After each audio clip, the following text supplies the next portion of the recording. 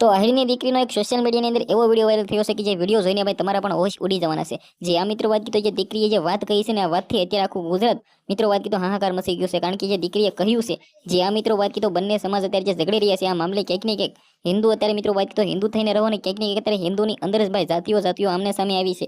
તો ક્યાંક ને ક્યાંક આ દીકરીએ જે કહ્યું છે, આ દીકરીની વાતથી હાલ ગુજરાતની અંદર ઘણા બધા લોકો સહમત થયા છે। શું જાણકારી મળી રહી છે એટલી શેર જાણકારી બતાવવા જઈ રહ્યો છું। સૌથી પહેલા ચેનલમાં પહેલી વાર હોય તો વિડીયો શેર કરીને સબસ્ક્રાઇબ અવશ્ય કરી દેજો।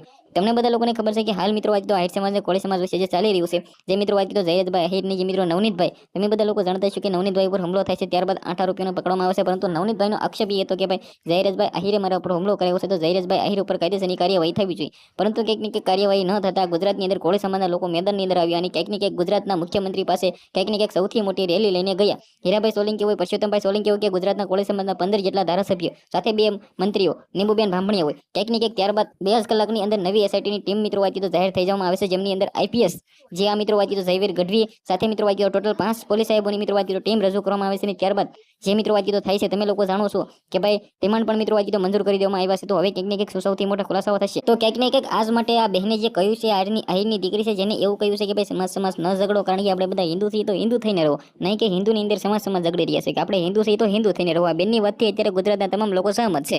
માંડ માંડ હિન્દુઓ એક થાય ત્યાં બે સમાજ અંદરો અંદર બાખડે, પછી બધા હિન્દુ એકતા રસ્તે રજડતી મૂકીને સમાજની એકતા મજબૂત કરવા રખડે।